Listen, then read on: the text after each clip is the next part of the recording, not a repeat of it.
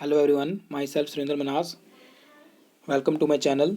तो जैसा कि हम लोगों ने यूनिट 1 स्टार्ट किया हुआ है 11th क्लास का फिजिकल वर्ल्ड एंड मेजरमेंट, तो इसको आगे कैरी ऑन करते हैं। तो देखिए, अब हम लोगों को स्टडी करना है कि फिज़िक्स जो है बाकी सब्जेक्ट्स के साथ, सोसाइटी के साथ, टेक्नोलॉजी से कैसे रिलेट करती है। देखिए, ये बताने से पहले मैं आपको एक चीज़ बताना चाहता हूँ कि ये जो हम पार्ट पढ़ रहे हैं ना, अभी ये जो इस चैप्टर का ये जो पार्ट हम लोग स्टडी कर रहे हैं, ये ऐसा नहीं है कि ये क्वेश्चंस आपको अभी जो आपके एग्ज़ाम्स आएंगे तो उसमें कोई लिखने के लिए ये क्वेश्चन नहीं आने हैं आपको कि बताइए कि ये फिज़िक्स की डेफिनेशन क्या है, साइंस की डेफिनेशन क्या है, जो हम लोगों ने कल स्टडी किया था।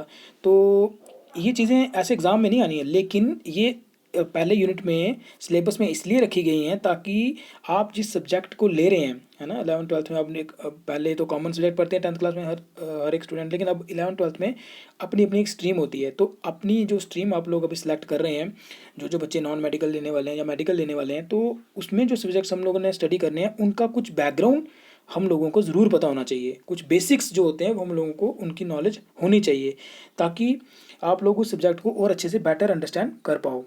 तो कैरी ऑन करते हैं अपना लेक्चर।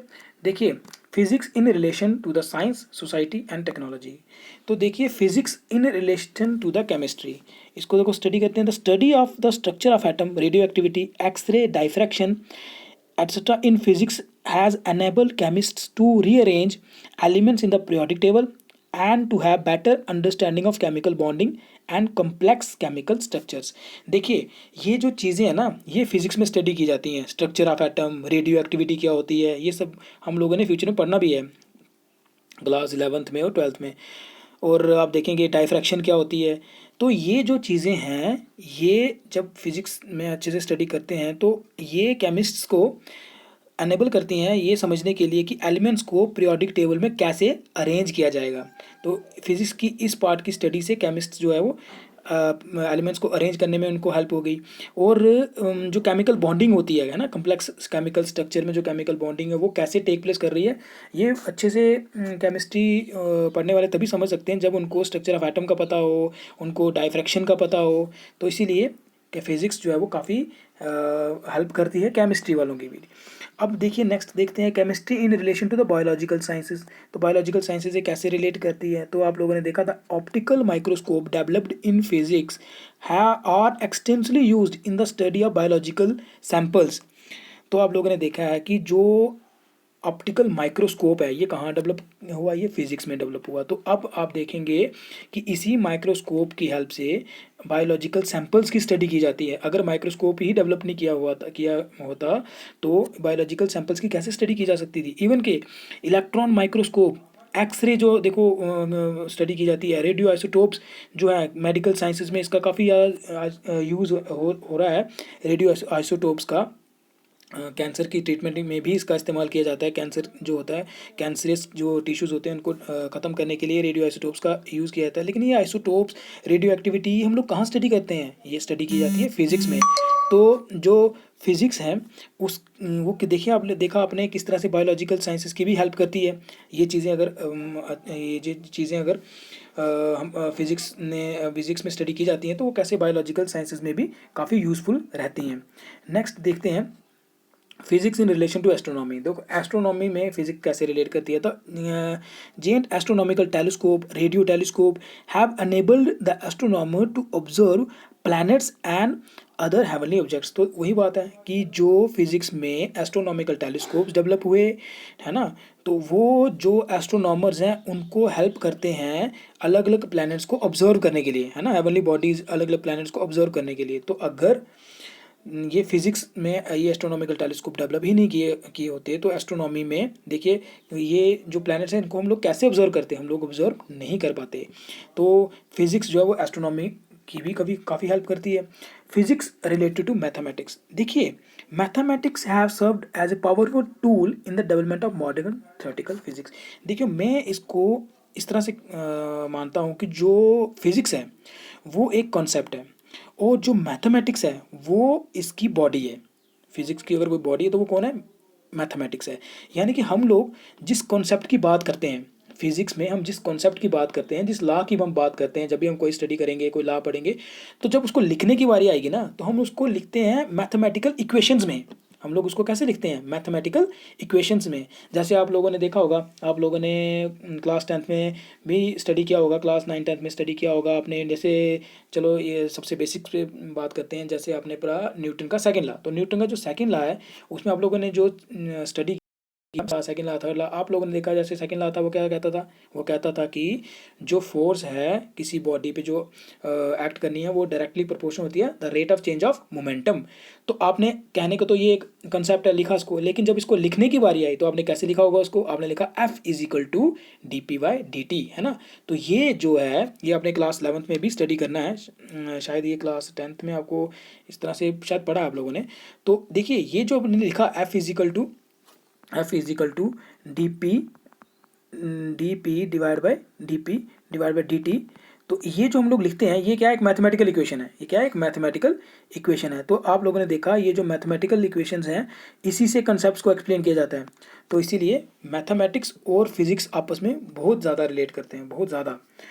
नेक्स्ट देखते हैं physics in relation to other sciences, और साइंसेज में भी फिजिक्स काफ़ी हेल्प करती है, जैसे हेट्रोलॉजी, ओशनोलॉजी, सिस्मोलॉजी हो गई। जैसे ये जो भूकंप वगैरह आते हैं ना, तो इनको अच्छे अर्थक्वेक्स को अच्छे से कैसे स्टडी किया जा सकता है, वो भी फिजिक्स इन चीज़ों को, इन सब्जेक्ट्स को स्टडी करने में काफ़ी ज़्यादा हेल्प करती है। नेक्स्ट देखिए physics related to science and technology, तो द डेवलपमेंट ऑफ फोन। देखिए साइंस एंड टेक्नोलॉजी में फिजिक्स ने तो बहुत ही इंपॉर्टेंट रोल प्ले किया है। देखिए जैसे टेलीफोन की डेवलपमेंट हुई है ना, टेलीग्राफ, ये जो सब चीज़ें हैं, ये रेडियो, टेलीविज़न, साइट, ये सब जो चीज़ें हैं ये कैसे रेवोल्यूशनाइज्ड हुई है ना। ये जो मीन्स ऑफ कम्युनिकेशन जो रेवोल्यूशनाइज्ड हुए हैं, आप लोग कह सकते हैं कि एक जैसे फिजिक्स ने आप कह सकते हो कि युग ही बदल दिया हुआ है ना। पहले मीन्स ऑफ कम्युनिकेशन क्या थे, और आज आप देखो, आज अब जैसे अभी जैसे हम लोग स्टडी कर रहे हैं, इसी को आप लोग देख लीजिए, हम लोग ऑनलाइन स्टडी कर रहे हैं, है ना। मेरे पास भी एक फ़ोन है, तुम लोगों के पास भी एक फ़ोन है, और with the help of this phones we are studying physics. तो ये किसकी वजह से पॉसिबल हुआ है, ये फिजिक्स में जो रिसर्च हुई है उसकी वजह से ये पॉसिबल हुआ है। फिजिक्स में जब हम लोगों ने अच्छे से इलेक्ट्रॉनिक्स को स्टडी किया, वो भी एक ब्रांच है, फिजिक्स की ही ब्रांच है, जब उसको स्टडी किया, सेमीकंडक्टर्स को स्टडी किया, तब जाके ये जो है टेली कम्युनिकेशंस के अलग अलग जो है ये ऑब्जेक्ट्स बनते गए, ये जो मतलब गैजेट्स बनते गए। तो इस तरह से धीरे धीरे धीरे अब ये हम कह सकते हैं कि ऐसी सोसाइटी में रहते हैं जहाँ पर हम लोग हमारे पास जो मीन्स ऑफ कम्युनिकेशन है वो बहुत ज़्यादा है। तो इसीलिए देखो, तो सोसाइटी को काफ़ी ज़्यादा आप लोग कह सकते हो कि लाभ हो रहा है फिजिक्स में जो रिसर्च होती है उससे, है ना। तो देखो जैसे कि न्यूक्लियर रिएक्टर्स, हम लोगों ने ये न्यूक्लियर रिएक्टर आप लोगों ने पढ़ा भी होगा क्लास 10th में। तो आप लोगों ने जब पढ़ा इसको तो याद है आपको, है ना, याद है, ये अपने फिजिक्स में पढ़ा। तो न्यूक्लियर रिएक्टर से enormous amount of heat energy निकलती है ना। तो जो कंट्रोल्ड न्यूक्लियर चेन रिएक्शन होती है उससे बहुत ज़्यादा हीट एनर्जी निकलती है, फिर उसको आगे हम लोग यूज़ करते हैं, है ना, पावर जनरेशन के लिए। तो डिजिटल इलेक्ट्रॉनिक्स, जैसे मैंने आपको बता ही दिया, बिल्कुल एक नया युग परिवर्तन अगर किसी ने किया है तो वो डिजिटल इलेक्ट्रॉनिक्स ने किया है। आज की दुनिया अपने आप को भी कंसिडर कर लो कि आप अपने आप को 10 साल पीछे ले जाओ, तो सोचो तब हमारे पास सोर्सेज ऑफ कम्युनिकेशन क्या थे और आज क्या है ना। तो बिल्कुल आप देखोगे कि पूरा समय ही बदल गया है। तो ये सब कुछ किसकी मदद से हमें पॉसिबल हो पाया, फिजिक्स की वजह से पॉसिबल हो पाया। तो you should proud to be a physicist. तो अगर आप फिजिक्स पढ़ रहे हो तो आपको अच्छा लगना चाहिए कि यार हम एक ऐसा सब्जेक्ट पढ़ रहे हैं जो हर एक ब्रांच ऑफ साइंस की हेल्प करती है ना। और इसने सोसाइटी और टेक्नोलॉजी में जो है काफ़ी ज़्यादा इम्पॉर्टेंट रोल प्ले करती है फिज़िक्स। देखिए अब हम लोग स्टडी करेंगे some basic forces in nature. देखिए नेचर में 4 तरह की बेसिक फोर्सेस हैं, इनको बेसिक फोर्सेस भी कहा जाता है या फंडामेंटल फोर्सेस भी कहा जाता है। ये 4 फंडामेंटल फोर्सेस कौन कौन सी हैं। पहली है ग्रेविटेशनल फोर्स। ग्रेविटेशनल फोर्स आप लोगों ने पहले भी शायद स्टडी किया होगा लोअर क्लासेस में। ये क्या होती है, it is a force of attraction between any two bodies in the universe. पूरी यूनिवर्स में जितनी भी कोई भी दो बॉडीज के बीच में जो फोर्स ऑफ अट्रैक्शन होती है उसको ग्रेविटेशनल फोर्स कहा जाता है। तो ये हम लोगों ने स्टडी किया, मुझे लगता है अपने लोअर क्लासेस में, कि एफ इजिकल टू एफ जो है वो डायरेक्टली प्रोपोर्शनल होता है प्रोडक्ट ऑफ द मासेस के, और इनवर्सली प्रोपोर्शनल होता है square of the distance between them. और फिर ये जो इक्वेशन बनती है वो किसके बराबर आ जाती है, F is equal to G m1 m2 divide by R square, where G क्या होता है, ग्रेविटेशनल कांस्टेंट। तो ये जो ग्रेविटेशनल फोर्स है, यहाँ तो जस्ट मैं आपको एक इंट्रोडक्शन दे रहा हूँ, आगे जाके आप लोगों ने क्लास 11th में ही एक अलग से पूरा का पूरा चैप्टर स्टडी करना है ग्रेविटेशनल पे, ठीक है, ग्रेविटेशन फोर्स पे। तो इसीलिए वहाँ जाके हम इस पर अच्छे से जो है बात करेंगे। यहाँ तो जस्ट आपको एक इंट्रोडक्शन मैं बता रहा हूँ कि कितनी तरह की फोर्सेस हैं। तो ग्रेविटेशनल फोर्स एक ऐसी फोर्स होती है जो फोर्स ऑफ अट्रैक्टिव है, अट्रैक्शन वाली फोर्स होती है ये, between the any two bodies in the universe. तो सेकंड जो फंडामेंटल फोर्स है वो है इलेक्ट्रोस्टैटिक फोर्स। कौन सी है? Electrostatic force. इलेक्ट्रोस्टैटिक फोर्स क्या होती है? It is the force between two charges, दो चार्ज के बीच में। देखिए, दो बॉडीज़ के बीच में, दो मासेस के बीच में जो फोर्स होती है उसे क्या कहा जाता है? Gravitational force. और दो चार्जेस के बीच में जो फोर्स होती है उसे कहा जाता है इलेक्ट्रोस्टैटिक फोर्स। ये इलेक्ट्रोस्टैटिक फोर्स जो होती है वो स्ट्रॉन्गर होती है ग्रेविटेशनल फोर्स से। दो चार्ज के बीच में जो फोर्स ऑफ अट्रैक्शन होती है या रिपल्शन, क्योंकि चार्ज जो है वो अगर लाइक चार्जेस होंगे, है ना, सेम चार्ज होंगे तो रिपेल करेंगे, अगर अनलाइक चार्ज होंगे तो अट्रैक्ट करेंगे। लेकिन ये जो ग्रेविटेशनल फोर्स होती है वो ऑलवेज अट्रैक्टिव इन नेचर होती है, लेकिन इलेक्ट्रोस्टैटिक फोर्स अट्रैक्टिव भी हो सकती है और रिपल्सिव भी हो सकती है। तो मोटे मोटे तौर पे आप इसको ऐसे समझ लो कि ग्रेविटेशनल फोर्स जो है वो फोर्स ऑफ अट्रैक्शन है बिटवीन द टू मासेस, और इलेक्ट्रोस्टैटिक फोर्स क्या होती है? It is the force of attraction और repulsion between the two charges. जैसे यहाँ पे दिखाया भी गया हुआ है, दो चार्ज के बीच में जो फोर्स ऑफ अट्रैक्शन और रिपल्शन होती है उसे इलेक्ट्रोस्टैटिक फोर्स कहा जाता है। ये भी इनवर्स स्क्वायर लॉ फॉलो करती है, इसकी भी डेरिवेशन लगभग वैसी ही है जैसे कि आपकी ग्रेविटेशनल फोर्स की है। इधर भी F इजिकल टू, वहाँ पे क्या था? F इजिकल टू वहाँ था G m1 m2 divide by R square, और यहाँ पे क्या है? F is equal to Q1 Q2 divide by R square. Where Q1 Q2 क्या है? वो दो चार्जेस हैं जिनके बीच में आप फोर्स फाइंड कर रहे हैं। आर क्या है? R the distance between the two charge है। और यहाँ पे K क्या होता है? K होता है कॉन्स्टेंट ऑफ प्रोपोर्शनलिटी। ठीक है जी। तो इस तरह से इलेक्ट्रोस्टैटिक फोर्स भी एक फंडामेंटल फोर्स है और ये दो चार्जेस के बीच में पाई जाती है। नेक्स्ट जो है वो फंडामेंटल फोर्स कौन सी है? Nuclear force. न्यूक्लियर फोर्स भी एक फंडामेंटल फोर्स है। ये जो फोर्स है ये क्या होती है? This is a force with short range. ये शॉर्ट रेंज फोर्स है, एक छोटे से डिस्टेंस पे ये एक्टिवेट होती है। दूर दूर अगर होंगे पार्टिकल्स तब नहीं, जब 10⁻⁻, और कितना डिस्टेंस होना चाहिए? जब 10⁻⁻⁻15 मीटर डिस्टेंस हो जाए किन दो पार्टिकल्स के बीच में, है ना, तो तब ये फोर्स एग्जिस्टेंस में आती है। उसका नाम होता है न्यूक्लियर फोर्स। क्या नाम होता है? Nuclear force. ये फोर्स कब आती है? जब distance between the two particles कितना हो? 10⁻⁻15 मीटर, या इसको क्या बोलते हैं? फर्मी लेवल, फर्मी डिस्टेंस होता है ये। It is non central force. ये नॉन सेंट्रल फोर्स होती है and it's directed along the line joining the two centres of interacting particles. ठीक है जी। ये एक नॉन सेंट्रल फोर्स है, इसलिए ये दो, यानी कि मैं आपको बताता हूँ, देखिए ये जो मासेस, जो ग्रेविटेशन फोर्स होती है ना वो सेंट्रल फोर्स होती है, मतलब सेंटर टू सेंटर एक्ट करती है दो बॉडीज़ के बीच में। जो आपकी इलेक्ट्रोस्टैटिक फोर्स थी वो भी सेंट्रल फोर्स होती है, वो भी सेंटर टू सेंटर एक्ट करती है। बट जो न्यूक्लियर फोर्स है ये सेंट्रल फोर्स नहीं है। जो न्यूक्लियर फोर्स है वो सेंट्रल फोर्स नहीं होती है, वो सेंटर टू सेंटर दोनों बॉडीज़, मतलब दोनों बॉडीज़ के सेंटर टू सेंटर एक्ट नहीं करती है। इसको भी हमने बहुत अच्छे से स्टडी करना है। क्लास 12th में जाके आपका एक चैप्टर आएगा, वहाँ पे हम इसको अच्छे से स्टडी करेंगे। This force acts with in the nucleus. और ये फोर्स कहाँ एक्ट करती है? जैसे मैंने आपको बताया, जो डिस्टेंस बिटवीन द पार्टिकल्स होना चाहिए वो कितना होना चाहिए? 10⁻⁻15 फर्मी लेवल। और जो न्यूक्लियस होता है ना वही होता है फर्मी लेवल। वो तो इसीलिए जो न्यूक्लियस के अंदर जो पार्टिकल्स हैं, आप समझ रहे हो, जो न्यूक्लियस है उसके जो अंदर जो पार्टिकल्स हैं, जैसा कि आपको पता भी होगा न्यूक्लियस के अंदर कौन कौन होता है? Protons, neutrons. ये जो प्रोटॉन्स और न्यूट्रॉन्स के बीच में जो फोर्स होती है ना, प्रोटॉन्स और न्यूट्रॉन्स के बीच में जो फोर्स होती है, उसी फोर्स को, वो जो फोर्स होती है वही फोर्स न्यूक्लियर फोर्स है। न्यूट्रॉन और प्रोटॉन्स के बीच में जो न्यूक्लियस के अंदर जो प्रोटॉन्स न्यूट्रॉन्स पड़े हुए हैं, वो जो प्रोटॉन न्यूट्रॉन्स हैं उनके बीच में जो फोर्स ऑफ अट्रैक्शन है, that is the nuclear force. वो न्यूक्लियर फोर्स है ना। ये proton neutron, let us consider ये न्यूक्लियस है, तो न्यूक्लियस के अंदर जो ये प्रोटॉन न्यूट्रॉन्स है इनके बीच में जो फोर्स ऑफ अट्रैक्शन है that is the nuclear force. और ये न्यूक्लियर फोर्स बहुत ज़्यादा स्ट्रॉन्ग फोर्स है, सबसे ज़्यादा स्ट्रॉन्ग फोर्स तो यही है। नेक्स्ट है वीक फोर्स। देखिए नाम इसका वीक है, लेकिन ये ग्रेविटेशनल फोर्स से स्ट्रॉन्ग है। मेरी बात समझ रहे हो? देखो सबसे वीक है ग्रेविटेशनल फोर्स, ठीक है। उसके बाद फिर फिर आता है हमारे पास वीक फोर्स। अगर स्ट्रेंथ में देखें इसकी, फिर आती है इलेक्ट्रोस्टैटिक फोर्स और फिर आती है स्ट्रॉन्ग फोर्स। यानी कि सबसे ज़्यादा पावरफुल स्ट्रॉन्ग फोर्स, फिर इलेक्ट्रोस्टैटिक, उसके बाद फिर उसके बाद वीक फोर्स, और ग्रेविटेशनल फोर्स सबसे वीक फोर्स होती है। सबसे वीक फोर्स होती है। तो वीक फोर्स क्या चीज़ है? This is kind of interaction is not well understood yet. अभी इसको स्टडी भी किया जा रहा है, अभी अच्छे से पूरा भी इसको अच्छे से स्टडी नहीं किया जा सका है, अभी इस पर रिसर्च चल भी रही है।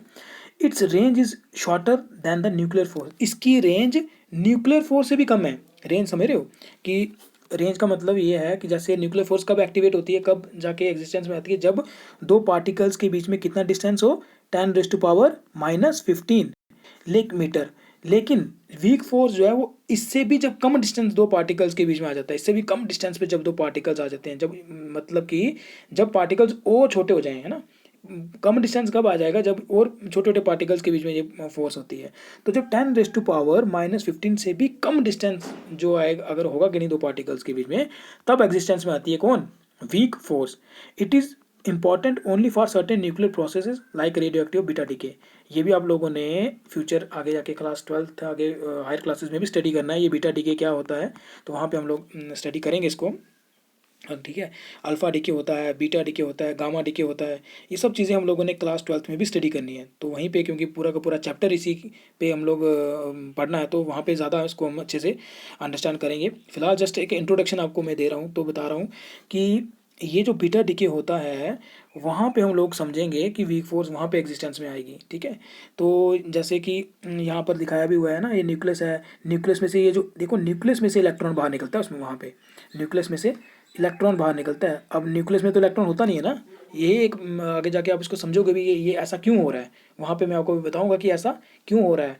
जबकि न्यूक्लियस के अंदर अभी तक आपने क्या पढ़ा है, न्यूक्लियस के अंदर क्या होते हैं? Proton and neutron.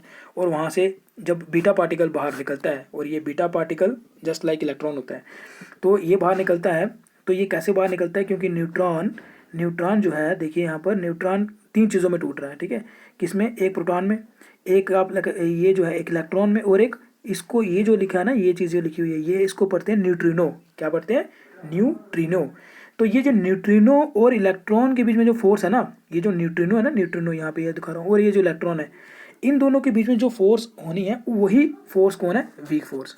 ये जो इलेक्ट्रॉन के बीच में और न्यूट्रिनो के बीच में जो फोर्स ऑफ अट्रैक्शन है, that is the weak force, वही वीक फोर्स है। ठीक है, समझिए मेरी बात। तो वहाँ जाके हम लोग इसको और अच्छे से अंडरस्टैंड करेंगे। देखो न्यूट्रिनो, आपने कहीं और नाम सुना है न्यूट्रिनो का? आप लोगों ने हॉलीवुड मूवी देखी होगी एक, क्या नाम है उसका, हाँ 2012 है ना, 2012, जिसमें वो दिखाया हुआ है कि ये दुनिया का अंत हो रहा है ना, सब कुछ ख़त्म हो रहा है। तो वहाँ पे आप उसको जब जब उसका देखेंगे ना मूवी का, जब उसको अभी कभी देखना उसको, तो स्टार्ट में जब देखेंगे तो वहाँ पे आपको दिखाया गया होगा कि एक इंडियन साइंटिस्ट होता है ना, एक नासा का कोई वैज्ञानिक होता है, वो इंडिया में आता है, वहाँ पे एक इंडियन साइंटिस्ट एक रिसर्च कर रहा होता है। तो वो ये कहता है कि सन से ढेर सारे न्यूट्रिनो आ रहे हैं, ज़्यादा न्यूट्रिनो आ रहे हैं, जिसकी वजह से क्या हो रहा है कि धरती गर्म हो रही है। तो वहाँ पे वो एक वर्ड यूज़ करता है, क्या? न्यूट्रिनो। क्या वर्ड यूज़ करता है? न्यूट्रिनो। न्यूट्रॉन अलग चीज़ है, न्यूट्रिनो अलग चीज़ है, न्यूट्रिनो। तो वहाँ पे वो ये कहता है कि ढेर सारे न्यूट्रिनोज आ रहे हैं, तो उसकी वजह से अर्थ का जो है टेम्परेचर कोर का बड़ा ज़्यादा बढ़ रहा है। तो आप लोग देखोगे कि वहाँ पे भी वो लोग इसी कंसेप्ट को यूज़ कर रहे हैं कि मतलब इस न्यूट्रिनो का वो ऐसे वहाँ पे विलन दिखाया गया, आप लोग कह सकते हैं, क्योंकि न्यूट्रिनो को ज़्यादा आने इंटरेक्शन होने की वजह से अर्थ बड़ी ज़्यादा गर्म हो रही है। उस मूवी में ऐसे दिखाया हुआ है, तो जैसे कि फिर वो विनाश का कारण बन रही है। तो वहाँ पे भी किसका यूज़ किया? न्यूट्रिनो वर्ड का यूज़ किया हुआ है। तो आप लोग देखेंगे कि किस तरह से एक न्यूट्रिनो और एक इलेक्ट्रॉन के बीच में जो फोर्स ऑफ अट्रैक्शन है, और भी देखना सिर्फ न्यूट्रॉन और इलेक्ट्रॉन नहीं है, लेप्टॉन्स और मिजॉन्स के बीच में जो फोर्स ऑफ अट्रैक्शन होती है। अब आप कहोगे कि लेप्टॉन और मिजॉन्स क्या है, तो ये हम लोग आगे फ्यूचर में डिस्कस करेंगे। अभी हम लोगों को जस्ट एक इंट्रोडक्टरी हम पार्ट कर रहे हैं, तो यहाँ पे इसको हम डिस्कस नहीं करेंगे। तो अब देखिए कंपैरिजन क्या है इनके बीच में, comparison of electrostatic and gravitational forces को देखेंगे। देखिए कुछ पॉइंट ऑफ सिमिलरिटीज़ हैं इन सब चारों फंडामेंटल फोर्सेस में, और कुछ पॉइंट ऑफ डिसिमिलरिटीज़ हैं। पॉइंट ऑफ सिमिलरिटीज़ क्या है कि इनमें से कुछ फोर्स क्या है? सेंट्रल फोर्सेस है ना। ये फोर्सेस, इनमें से सारी की सारी फोर्सेस तो ऐसा नहीं है, सेंट्रल फोर्सेस नहीं है, लेकिन जैसे ग्रेविटेशनल फोर्स और इलेक्ट्रोस्टैटिक फोर्स ये सेंट्रल फोर्सेस हैं। और जो यही इलेक्ट्रोस्टैटिक फोर्स और ग्रेविटेशनल फोर्स हैं, ये इनवर्स स्क्वायर लॉ को भी होल्ड करती हैं, और ये कंजर्वेटिव फोर्सेस हैं। डिफरेंट पॉइंट्स ऑफ डिसिमिलरिटीज़ क्या है? ग्रेविटेशनल फोर्स अट्रैक्टिव है, लेकिन जैसे मैंने आपको बताया इलेक्ट्रोस्टैटिक फोर्स अट्रैक्टिव भी हो सकती है और रिपल्सिव भी हो सकती है। Gravitational force constant of proportionality doesn't depend on the medium. Gravitational constant जो होता है F=, जैसे हम लिखते हैं ना, F=G m1 है ना, m2 divide by are square. तो ये जो जी था ये क्या था, ग्रेविटेशनल कांस्टेंट था, ये मीडियम पे डिपेंड नहीं करता है। लेकिन जो इलेक्ट्रिक कांस्टेंट होता है ना, इलेक्ट्रिक कांस्टेंट आपको मैंने बताया फिजिकल टू के Q1 Q2 divide by are square, ये कहाँ पे आता था, ये आता था इलेक्ट्रोस्टैटिक फोर्स के केस में। तो ये जो यहाँ पे जो ये के है, बाकी देखो सभी कुछ चीज़ें लगभग लगभग इस फॉर्मूले में सेम है ना, तो ये जो के है ये डिपेंड करता है मीडियम पे। तो जो ग्रेविटेशन फोर्स में जो ग्रेविटेशनल फोर्स में जो ग्रेविटेशनल कांस्टेंट है वो मीडियम पे डिपेंड नहीं करता है, लेकिन जो इलेक्ट्रोस्टैटिक फोर्स है उसमें जो कांस्टेंट ऑफ प्रोपोर्शनलिटी के आता है वो मीडियम पे डिपेंड करता है। इलेक्ट्रोस्टैटिक फोर्सेस जो हैं, electrostatic forces are extremely large as compare to the gravitational force. तो इलेक्ट्रोस्टैटिक फोर्स जो है वो उसकी मैंने वो जैसे बताया आपको वो ज़्यादा लार्ज है as compare to the gravitational force की ज़्यादा ताकत है। तो मैंने जैसे आपको बता दिया कि सबसे वीक कौन है, ग्रेविटेशनल फोर्स, उससे स्ट्रांग कौन है, वीक फोर्स, उससे स्ट्रांग कौन है, इलेक्ट्रोस्टैटिक फोर्स, और सबसे ज़्यादा स्ट्रांग फोर्स कौन है, वो उसका नाम ही क्या है, स्ट्रांग फोर्स। वो कहाँ एग्जिस्ट करती है, न्यूक्लियस में एग्जिस्ट करती है। प्रोटॉन्स और न्यूट्रॉन्स के बीच में जो फोर्स होती है वही स्ट्रांग फोर्स होती है। ठीक है, तो समझ आया। तो कल हम लोग स्टडी करेंगे कंजर्वेशन लॉज को। Thanks for watching.